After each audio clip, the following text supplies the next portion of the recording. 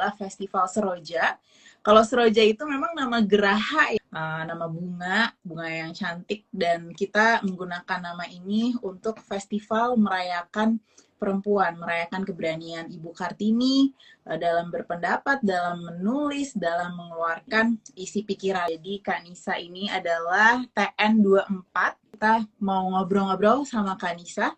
Kak, boleh ceritain dulu nih, kesibukannya sekarang lagi apa? Terima kasih banyak Kak Nadia, Kak Rani, dan tim Ikastara for All yang udah ngajakin saya buat ikutan di live kali ini.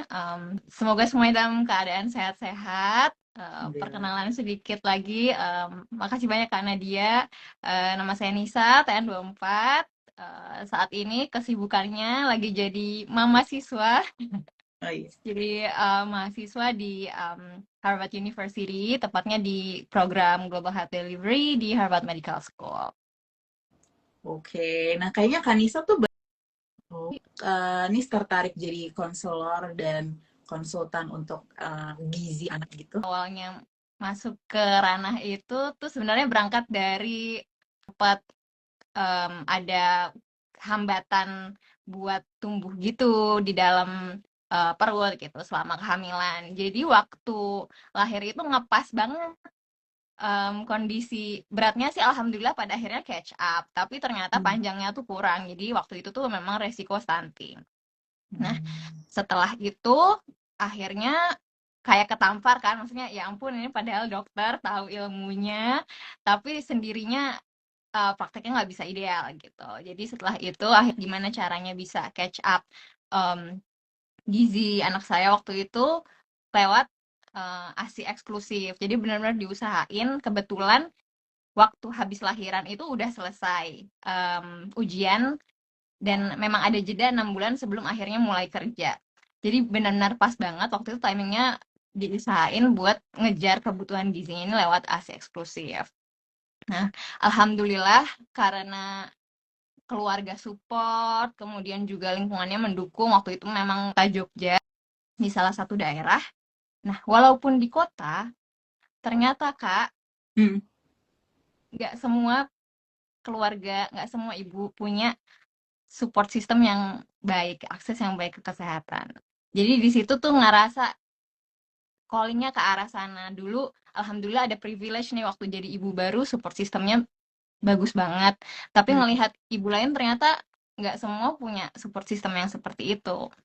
Nah akhirnya aku saya cobain ya gimana kayak perubahannya dari segala lini hidup ketika kita jadi ibu gitu. Jadi kurang lebih sih seperti itu karena pengalaman pribadi terus melihat memang ada kebutuhan di sana jadinya tertarik. Tahu dan ambi gitu mau masuk Harvard tuh kapan sih? Waktu COVID karena dia Hmm. waktu COVID itu kan kebetulan saya baru mulai koas juga. Waktu COVID pendidikan koas itu nggak optimal. Jadi kita yang biasanya setiap hari masuk rumah sakit, ini cuma beberapa hari ada dengan udah kewalahan kan jadi ibu baru, terus baru adaptasi juga dengan lingkungan kerja dan segala macam. Di situ sebenarnya sempat mengurungkan niat untuk lanjut sekolah. Tapi alhamdulillah saya punya suami suportif banget, emang tahu dari dulu kalau saya ada keinginan mau S2, jadi sama beliau di-push lagi, "Ayo katanya mau S2, mulai dong persiapannya dari sekarang," gitu kan. "Kalau ditunda-tunda nggak bakal kejadian," kata dia gitu. Jadi terus 2023 itu mulai intensif Wharton, University of Pennsylvania, buat lanjut MBA. Gitu. Jadi dianya udah secure offer, udah dapat beasiswa juga alhamdulillah. Nah, baru habis itu gantian saya yang persiapan. Jadi rencananya waktu itu memang kita mau gantian. Jadi setelah beliau selesai terus lanjut saya yang S2 gitu, Kak. Jadinya bareng ya akhirnya. Iya, Oke, nah dari persiapan yang tadi itu selama kurang lebih 1 tahun ya, paling susah itu paling susah. Nah, targetnya kalau saya pribadi waktu itu adalah kalau bisa secure fundingnya dulu baru kampus. Nah, waktu itu jadinya memang persiapan beasiswanya dulu nih dari sekian banyak kandidat, dan waktu itu kan kayak lagi gencar banget ya. Dan sekarang kayaknya juga semakin kompetitif gitu LPDP. Jadi itu susahnya adalah manajemen waktunya. Terus waktu daftar Harvardnya juga susah juga. Terutama bikin personal statement itu ya, personal statement. Dan ini tergantung jurusan sebenarnya. Tapi kalau jurusan NISA tuh ada beberapa esai yang dibutuhin gitu karena dia. Hmm. Jadi selain personal statement juga ada beberapa pertanyaan yang itu perlu kita jawab dalam bentuk esai gitu. Nah, kalau untuk ini pengalaman pribadi ya, mungkin nggak semua jurusan seperti ini, tapi kalau jurusannya Nisa waktu itu nanyain tentang rencana yang menurut saya bagus banget sih, dan ini mungkin bisa jadi motivasi juga untuk teman-teman yang merasa pengalaman risetnya kurang tapi pengen lanjut S2 gitu. Jadi seringkali again tergantung jurusan, tapi kalau misalnya memang kita kurang pengalaman riset, seenggaknya kita punya pengalaman kerja lain atau pengalaman relevan, misalnya volunteering atau apapun itu yang masih berkaitan sama topik riset kita, dan coba cari gap-nya ada di mana gitu. Di mana gap yang kira-kira kita bisa nantinya kerjain lebih dalam untuk ketemu jawabannya gitu. Jadi itu yang coba Nisa lakuin. Misalnya kalau Nisa kan tentang laktasi, tentang dukungan menyusui gitu ya Kak. Iya. Jadi sekarang ini juga akhirnya riset yang sekarang lagi Nisa kerjain itu adalah gimana caranya, atau sekarang nih situasinya seperti apa untuk keberlanjutan dukungan menyusui di Indonesia gitu. Karena Kalau menurut Nisa sendiri, kenapa sih Nisa bisa terpilih sebagai mahasiswa Harvard gitu? yang keterima itu misalnya dia udah ada yang kayak Menkes dari negara lain, ada yang udah mimpin program atau mimpin suatu instansi kesehatan beberapa tahun gitu. Jadi rata-rata mid career gitu. Jadi jiper ya, ada rasa mindernya gitu, karena hitungannya kan bisa masih fresh grad lah ya, kurang lebih gitu. Pengalaman kerjanya belum terlalu banyak, walaupun sebelumnya ada pengalaman sukarelawan gitu. Nah, tapi kalau ditanya apa yang pada akhirnya bikin keterima, jujur nggak bisa kasih tahu karena mungkin subjektif, dan Nisa juga kayak nggak nanyain tim admissionnya seperti apa. Tapi kalau misalnya ngobrol sama dosen-dosen di sini itu mereka melihat, kalau khusus untuk jurusan Nisa ya, beneran ngelihat gimana seorang individu ini punya potensi buat jadi leader dan punya impact yang meluas. Rencana ini tuh sebenarnya dari kapan? Karena menurut aku kamu tadi bilang mungkin baru kepikirannya tuh pas COVID. Tapi sebenarnya tanpa kamu rasakan, kamu sudah menyiapkan dari mungkin bahkan SMP gitu. Karena kamu gigih belajar. Untuk nambah satu hal di CV aja itu kan butuh waktu gitu. Jadi kayak kalau sebelum daftar belum banyak pengalaman, mungkin boleh tambah pengalamannya dulu dan bikin mengaitkan antara satu pengalaman. DP sama Harvardnya nggak sih? Alhamdulillah iya buat S2 ini. Tapi waktu S1 nggak semulus ini perjalanannya, Kak. Oh gitu. Iya. Berarti Waktu sempat coba apa aja tuh? iya, jadi waktu S1 itu konteksnya kan Nisa sekolah kedokteran. Seperti yang banyak diketahui ya, nggak murah gitu biayanya buat kedokteran. Terus tapi karena masih penasaran, jadinya nggak stop. Nah, akhirnya percobaan ketujuh itu baru akhirnya dapat beasiswa. Alhamdulillah waktu itu beasiswa penuh dari Kemendikbud, namanya beasiswa unggulan gitu. Jadi pada akhirnya di percobaan ketujuh itu baru berhasil gitu. Oh wow, 7 kali ya. Aku Mhm. juga LPDP-nya sih.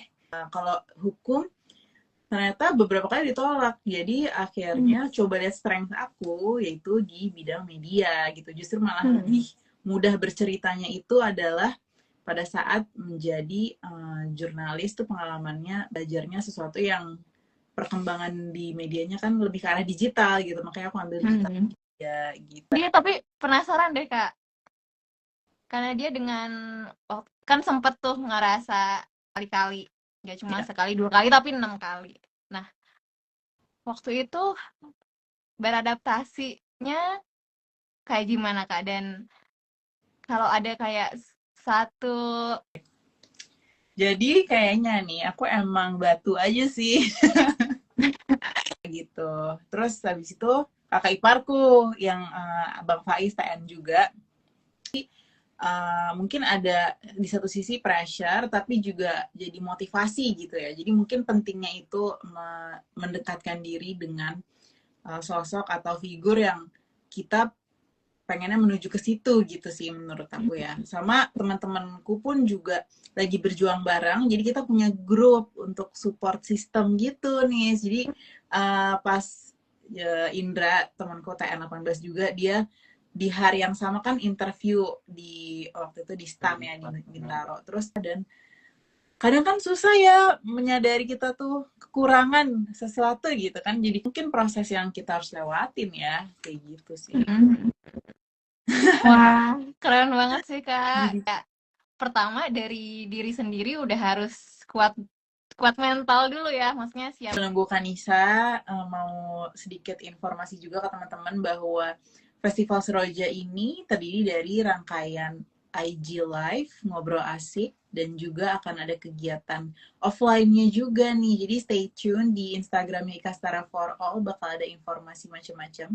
Thank you Karani yang udah bikin kegiatan luar biasa, banyak dan beragam gitu opsinya dan topiknya juga bermacam-macam ya mohon ditunggu jadi nggak cuma profil perempuan-perempuan hebat tapi juga akan ada dari sisi men as women ally juga gitu kasih tahu kalimat motivasi gitu ya buat mungkin perempuan secara umum abis itu ibu-ibu yang udah punya anak yang mau mengejar S2 ke luar negeri itu gimana? Oke. Eh, kata-kata motivasi. Em, aku paling ingat ini sih. Jadi kalau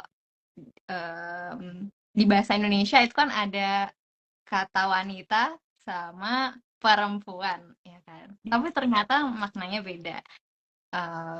Kalau wanita itu kan dari kayak wanit ditoto, jadi lebih pasif ya posisinya karena ada yang mengatur kita gitu. Tapi kalau Ya. perempuan itu aku rasa adalah kata yang lebih empowering karena kita sebagai empu itu kita punya agency, kita punya walaupun kita selalu akan ada banyak peran entah itu sebagai anak, sebagai saudara perempuan, sebagai ibu, sebagai istri dan lain-lain, tapi kita selalu punya diri kita sendiri, kita punya aspirasi kita punya kekuatan unik yang bisa berdampak nggak hanya untuk keluarga kecil kita tapi juga lingkungan yang lebih luas dan percaya aja kayak tiap perempuan itu pasti ada misi yang dititipkan ke diri kita. Jadi kalau misalnya punya cita-cita, go for it. Percaya sama diri sendiri karena seringkali hambatan terbesar itu bukan dari orang lain atau lingkungan tapi dari diri kita yang kurang percaya sama mimpi kita sendiri. Dan kelilingin diri sama orang-orang yang bisa mendukung kita untuk mencapai ke aspirasi kita itu. Oh, bagus banget. Sama mungkin terakhir lagi adalah semangat Ibu Kartini yang kamu selama ini coba terapkan tuh apa? Keberanian ya Kak, kalau aku sekarang masih masih belajar juga karena aku masih banyak takutnya. Tapi kalau aku belajar dari Ibu Kartini ya, kalau kita ingat sejarahnya tuh dulu kan bener-bener posisi perempuan tuh banyak dibatasi dan segala macam. Tapi beliau dengan pengetahuannya, dengan keingintahuannya menjadikan itu jadi bahan bakar berani untuk bicara, berani untuk mengadvokasikan hak perempuan, untuk pendidikan, itu yang menurutku inspiring banget dan semoga kita semua punya keberanian itu, dan melanjutkan keberanian Ibu Kartini itu di berbagai aspek kehidupan. Yes, aku setuju banget dan aku echoing nih saya keberanian gitu ya. Oke, kalau gitu udah jam 8 pas. Thank you banget Nisa nih udah berkenan untuk live Instagram bareng di Ngobrol Asik bersama Ika Setara for All yang mendukung Kak Rani sebagai catatan PPI Setara nomor urut 2. Nah, buat teman-teman jangan lupa nih pesan dari kita dari tim bahwa jangan lupa untuk daftar DPT dan menggunakan hak pilihnya. Kalau mau kepo-kepo tentang Ika Star for All langsung follow Instagramnya. Thank you Nis, have a nice Makasih day. banyak Kak Nadia, Kak Rani, dan Ika Setara for All.